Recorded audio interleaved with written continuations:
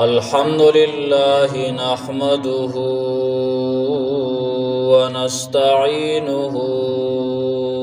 ونستغفره ونؤمن به ونتوكل عليه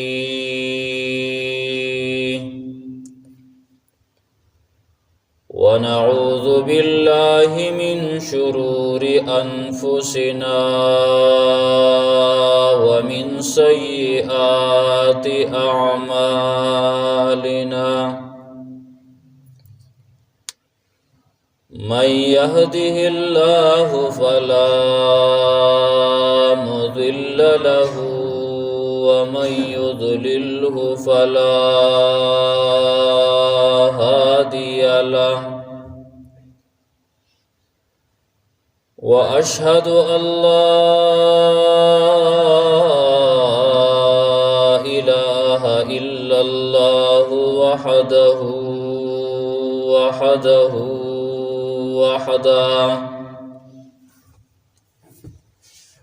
لا شريك له ولا نظير له ولا ولد له ولا جسد له لا ولد له ولا جسد له ولا والد له وأشهد أن سيدنا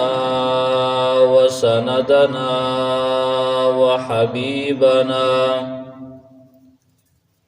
وحبيب ربنا وأتقانا وأزكانا أحمد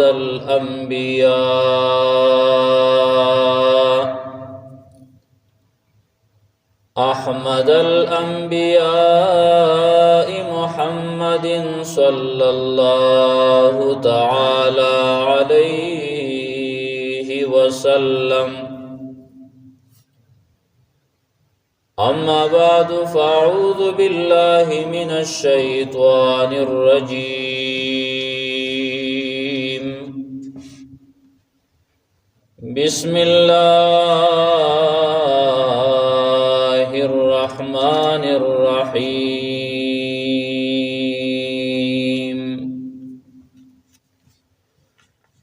واتقوا يوما لا تجزي نفس عن نفس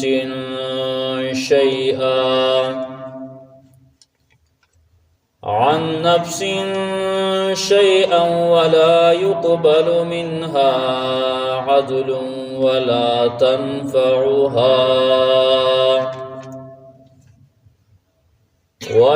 تنفعها شفاعة ولا هم ينصرون.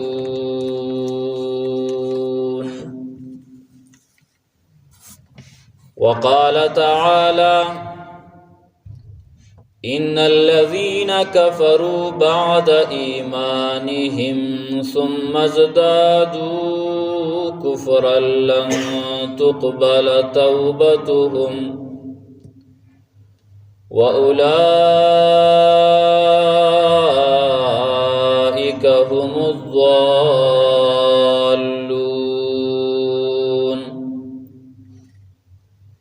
إن الذين كفروا وماتوا وهم كفار فلن يقبل من أحدهم ملء الأرض ذهبا ولو افتدى به أولئك لهم عذاب أليم وما لهم من ناصرين.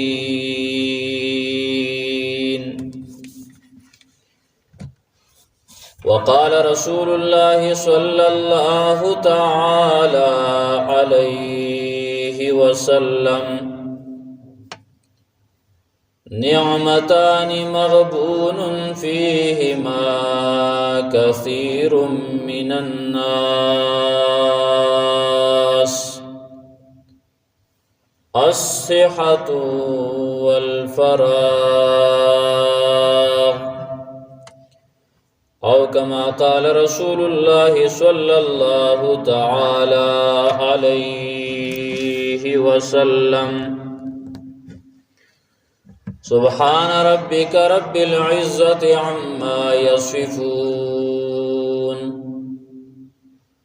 وسلام على المرسلين والحمد لله رب العالمين.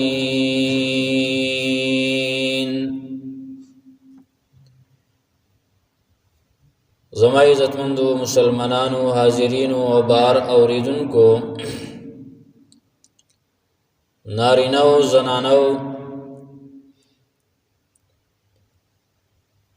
دا د دنیا زندگی الله رب العالمین منگو تاسو لاره دیر پار را کرلا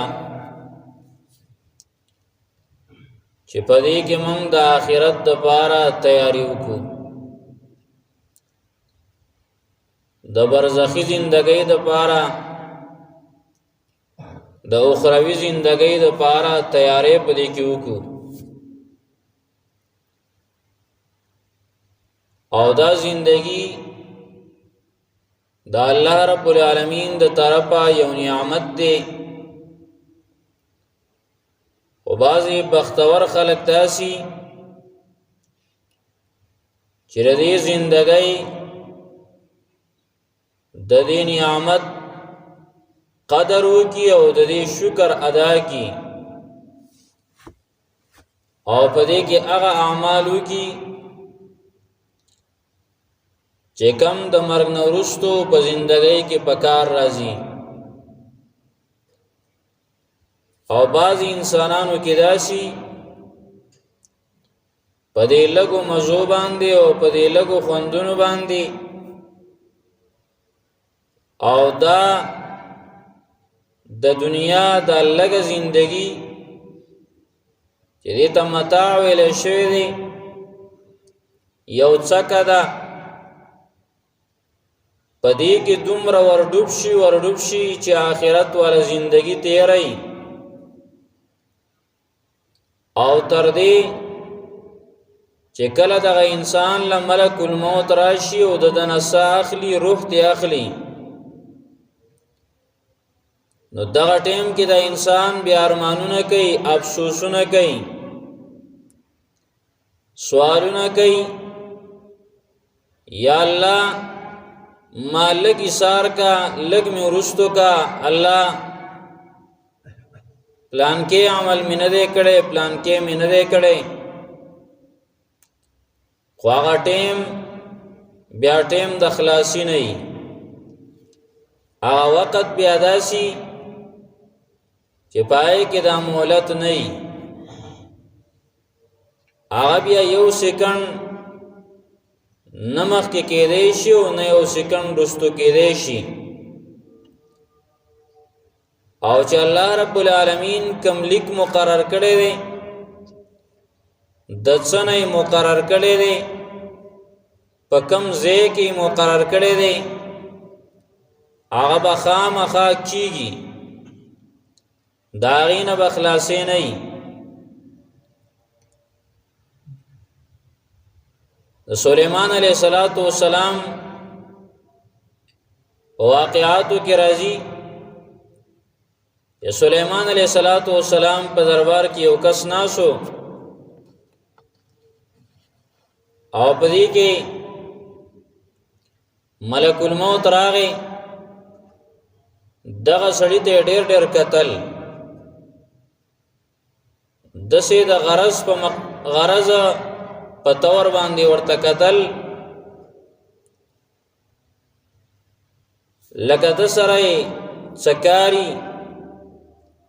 په دې سوچ او فکر باندې هغه ته قتل. هغه سړی ته پوښتنه وکړه د سليمان عليه السلام نو ودا څوک ته خو ما ته ډېر ډېر قتل، سلیمان علیہ السلام ورته د ملک الموت د مرګ پرېخته وه د خلکو نه چې روحونه اخلي ساونه اخلي د هغې مشر و هغه سړي ویل زه نه خو زه ډېر ویرېدم زه چېرته لرې تښتم دا ځینې واقعه د وروستنو خلکو دپاره عبرت جوړ شي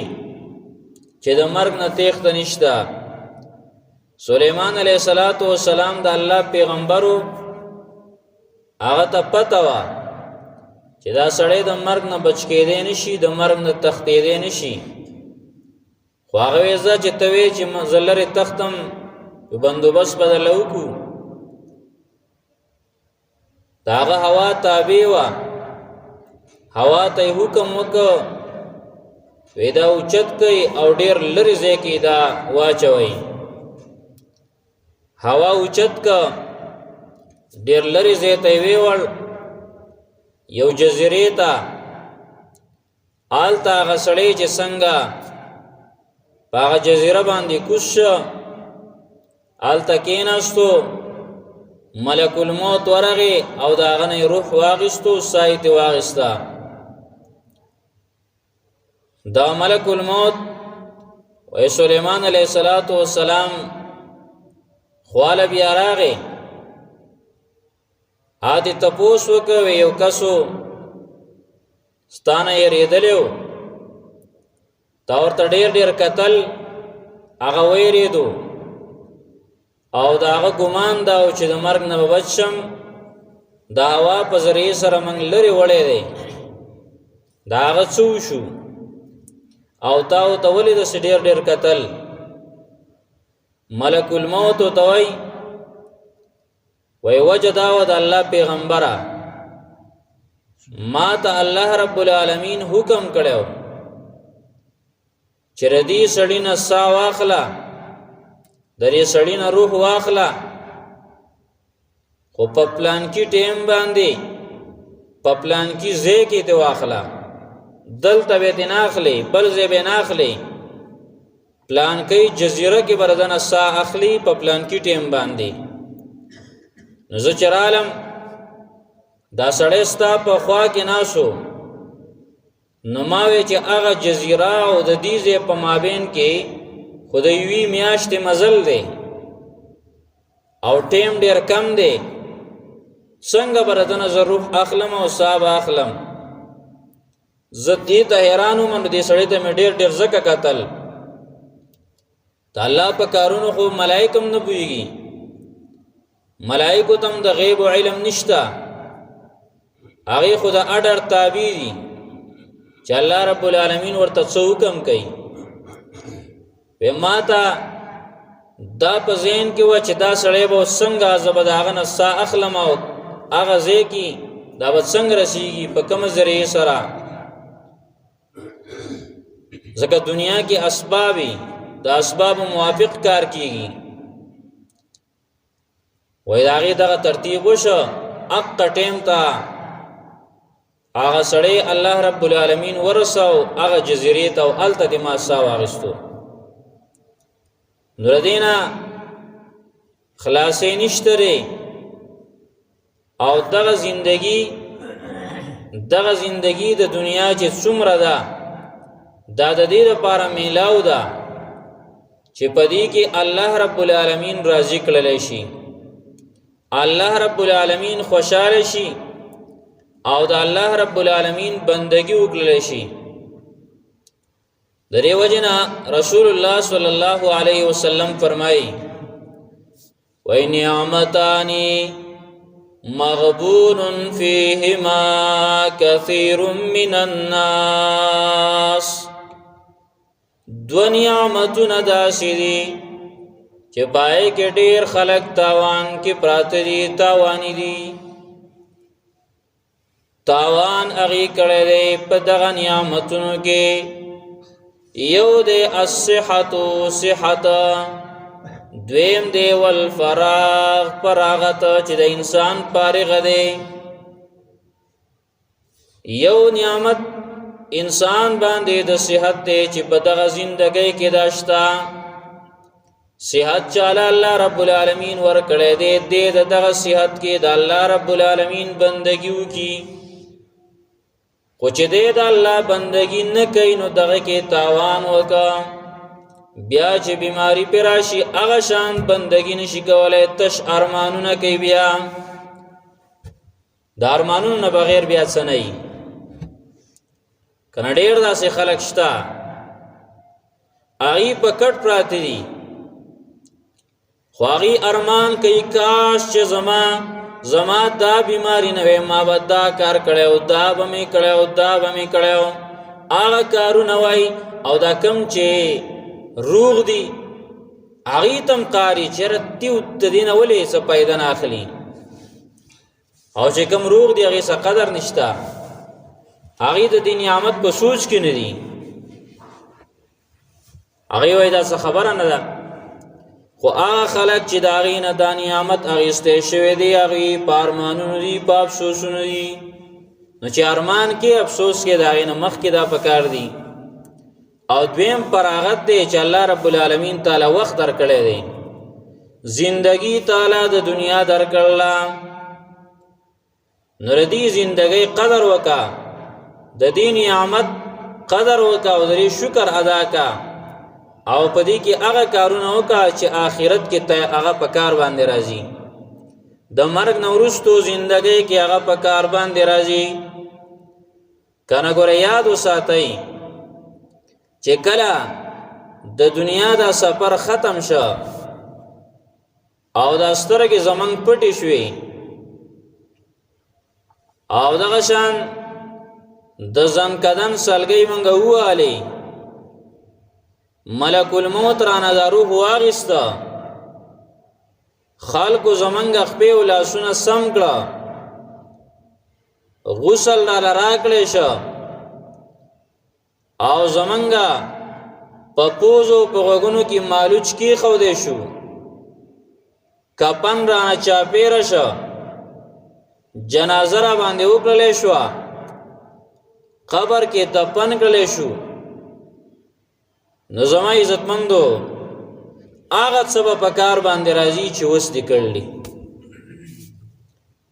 او د هغه شي سزا به څه کې چې کوم دې په دې دنیا کې اوس کړي دي هغه سزا هلته ده نن که ته ښه کې او که بد کې الله رب العالمین مهلت درکړی دی نو هغه انسان چې ځان سره سوچ وکړي او د عقل نه کار واخلي ځکه خو رسول الله صلی الله علیه وسلم وایي هوښیار انسان هغه دی الکیس من دان نفسه وعمل لما بعد الموت هوښیار انسان هغه دی چې د مرګ نه وروستو زندګۍ له تیارې وکړه منځونه یې قضایې ته پرېنښودل منځونه یې په صحیح طریقې سره ادا کړه څومره اعمال چې دي څومره عبادتونه دي څومره معاملات دي دا ټولې د شریعت موافق کړه د شریعت موافق کړه که عبادات دي که معاملات دي د رسول الله صلی الله علیه وسلم طریقې پکې ولټوله نو هغه انسانانو دپاره کامیابي ده او هغه انسان هوښیار دی نن چې څوک ډېر منځونه کوي دا هوښیار دی نن چې څوک معاملات صفا ساتي نو دا هوښیار دی نن چې څوک د جماعت سره تعلق ساتي دا هوښیار دی نن چې څوک د مدرسې سره تعلق ساتي دا هوښیار دی نن که څوک جهاد کوي دا هوښیار دی نن که څوک تبلیغ کوي دا هوښیار دی نن که څوک ځان له یو ټکي سبق وایي نو دا هوښیار دی دې ته هوښیار وایي د الله پیغمبر وایي دا هوښیار انسان دی ځکه دا لږه زندگی دې ته سوچ ونه کړه دا خو ضرورت دی د ضرورت په طور استعمال کړه سوچ او فکر ټول د آخرتو که دی په پټي کې ناست دی هم سوچ د آخرت دی ځان له پټیم کړي خو سوچ او فکر د آخرت دی که دی ځان له دکان کې ناست دی خو سوچ او فکر د آخرت دی چېرې معاملات صحیح کول پکار دي دوکې نه ځان ساتل پکار دي دوکه کول ندی پکار زکه د مرګ نه وروستو زندگی می خرابیږي هر کار د دنیا کوي ته دې دا مقصد نه وي چې انسان ځان له کارو کسب نه کوي شریعت چاله د اجازه نه ور کوي بلکې وايي خپل کسب کوي او بلکې الله رب العالمین حکم کړی دی حکم د الله دی جمعې پورز باندې الله رب العالمین وای چې کله مونږ کیږي غسل خرڅول پرې دا وای دې ټیم کې منزل راشي خو بیا ورپسې الله رب العالمین وای کله چې دا مونږ وشي کله چې دا مونږ وشي او مونږ ادا شینو بیا وځي او د الله رب العالمین د الله فضل ولټوي ځان له حلال رزق وګټي نو ار کار بکې دنیوي چې کم جایز کارونه دي تجارت دے زمیدار دا نور معاملات دی دا کوا خستان نظر با پا آخرت باندی سوچ و فکر با دی آخرت طرف تائی زان لبری زقم گٹے او سوچ و فکر با دی آخرت طرف تاومی دا آخرت فکر و سوچ بکے او کود نکڑا نو بیا آخرت کی بیا تخلاصې دې نشي کوي انسان وای چې دلته بس نه د مانځه خیال ساتم کومې کا خاو کومې نه کا دومره خبره نه ده که قرآن مې راواغستو که روا مې نه غسته که نور د دین کارونه مې وکړو که نه معاملاتو کې خپل اختیار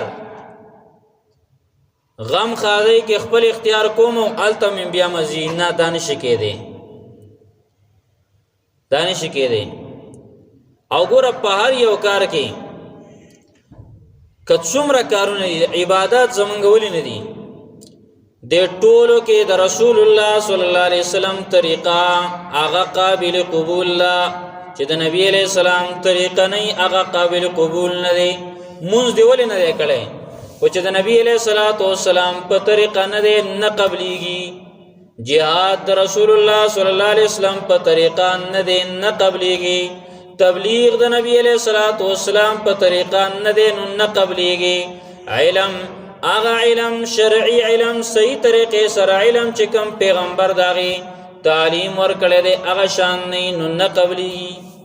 د ټولو کې د پیغمبر طریقه وکړ ده او دې د مثال دی لکه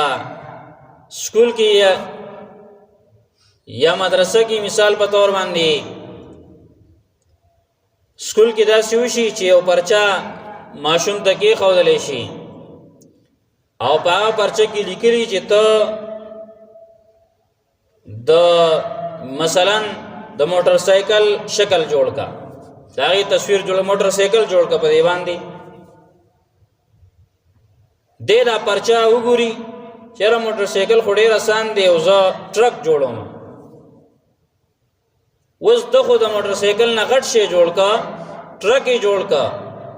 او خې جوړ کا خدا به دا پرچا پاس کی نه پیل وي ولی به پیلی هغه چې څه غوښتل شي هغه ونه کړه ددنه غوښتل شي چې ته د موټر سایکل تصویر جوړ کا او هغه جوړ کا د ټرک تصویر نور دی وجنه پرچا به پیلی دغه چې رزلټ راځي دا پیلی د قشان چې موږ ته کم د شریعت حکم شوی دی د سې کوا که چاول چې زړه دینه خکامه د پیغمبر چې کم طریقې کړلې د دینه به خزان وکړو ما ځان به خستړې کما خو قابل قبول نه دی پیل وای آخرت کې به پیلې ځکه کم عمل کلک دی تبه د نبی علیہ الصلوۃ والسلام د طریقو نه مخکې کېږي نه کچا په دنیا کې تیارې ونه کا او خپل ژوندۍ د شریعت موافق تیر نه کړه نو ال تبیان کېږي ځکه الله رب العالمین فرمایي واتقوا یوما ويریږي د سزا د داسې ورځنا لا تجزي نفس عن نفس شيئا چې بدله بنشي ورکولی یو انسان بل انسان ته د څه شي یو انسان ببل انسان ته د هیڅ شي بدله نشي ورکولی، هیڅ په کار باندې نشي راتللی. دنیا کې څلور لارې دي د خلاصۍ، څلور لارې. یو لار دا ده چا باندې څه مسله راشي بل ورمخې ته شي او هغه په ده باندې ځان قربان کي، دا سړی بچ شي. آخرت کې دا لاره بنده ده، ستا په ځای بل څوک نشي تللی جهنم ته. اوس اکثر خلک وایي که نه یو کار کوي یاره د دې ګناه په ما شوه ځه او دا زما دپاره وکړه، د ګناه کاري وایي زما دپاره یې وکړه. نو که هغه 100 ځله وایي خو ته به ګورې ځان سره دا یاد ساتې چې خپل عمل چې تا څه کړي د هغې کې بل څوک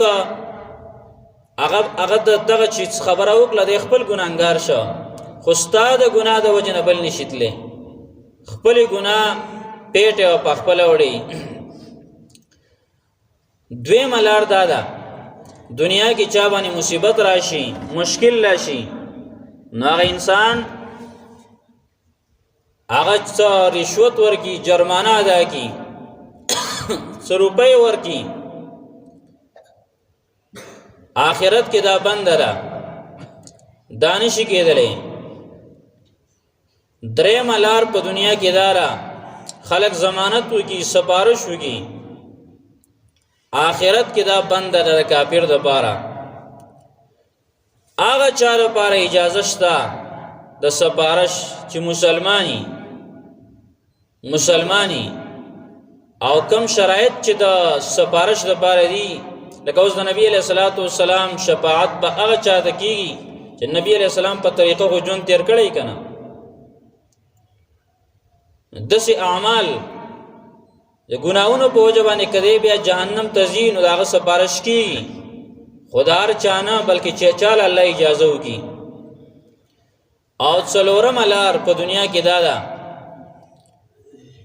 چې خلک راجمع شي، اتفاق وکړي او هغه سره په طاقت باندې مقابله وکړي او کم کس باندې مسله راغل ده هغه خلاص کړي. په آخرت کې دام نه کېږي. الله وایي ویریږئ د سزا د داسې ورځ نه لا تجزي نفس عن نفس شیئا چې بدله به نشي ورکولی یو انسان بل انسان ته د څه شي، یا به نشي دفع کولی یو انسان د بل انسان نه هیڅ شی، هیڅ عذاب نشي دفع کولی. ولا يقبل منها عدل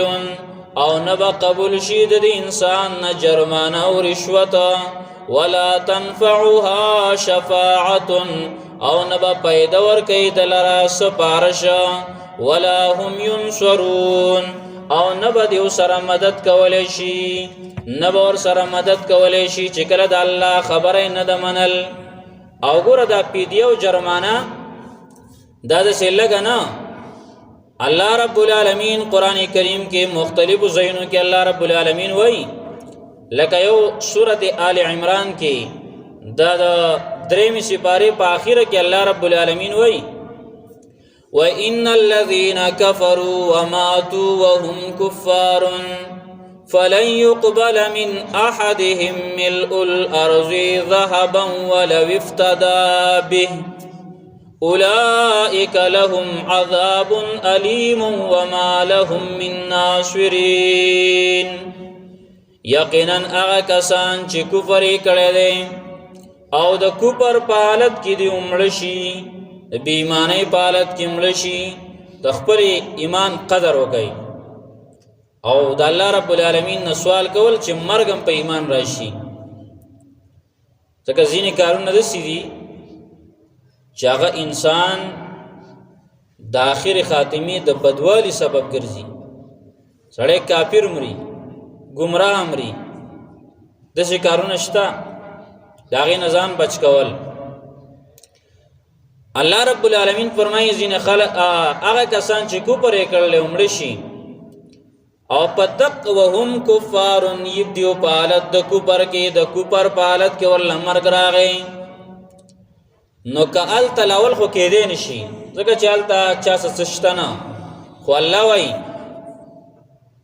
دغه انسان فلن يقبل من احدهم ملء الارض ذهبا ولو افتدى به هیڅ چری با قبول نشي دغه انسان نه د یو تند دیونه ډک ازمکا د سرو زرو کدا ټول ازمکا یوازې پاکستان نه هندوستان دا ټول دنیا دا ټول ازمکا دا ټول د سرو نه ډک شي او دا پر رشوت کې ورګي کنه نن خو په 500 روپو باندې وای غولې او دغه شند کې په زرو باندې 5000 باندې رشوت ورګي خلک کاروشي هلته دا کار نشته الله رب العالمین وای کدا ټول زمکا قران کې الله وای ټول زمکا د سرو زرو نه ډک شي او سره وستا سوچو کې کنه یو تول سوک نشي کولای څومره ګران دي دا ټول د سره الله زکه وای چې سره دا عام طور باندې دریو قیمت زیات دي نور اشیاونه نو الله وای کدا سره د سرو نه دا ټول زمکم ډک شي او دی بیا پر رشوت کې ورګي والله وای فلن يقبل هیڅ چره با قبول نشي لن یعنی هیڅ چره به دا کارونه شي هیڅ چره به قبول نشي نن یو روپۍ قبلېږي دا هغه یو روپۍ د وجه نه ته بخلی کېږي په اخلاص سره هغه روپۍ غریب له ورکې مسکین له ورکې یتیم له ورکې جماعت کې مدرسه کې مجاهدینو له دا یو روپۍ دې ولګوله نو په دې الله تا بخلم شي او الله دې بخیم په اخلاص پکار دی یو روپۍ صحابه کرامو آئیبا کجورا نیمه کجورا بچا پیش کلا یو کجورا بچا پیش کلا داغی قدر شته په دنیا کې خو چې کله مړ شوي او دارنګې بې ایمانه انسان نو الله وایي که دا ټول زمکه هم د سرو زرو نه هم ډکه شي بیا یې هم ورکوي نو هېڅ چرې به قبول نشي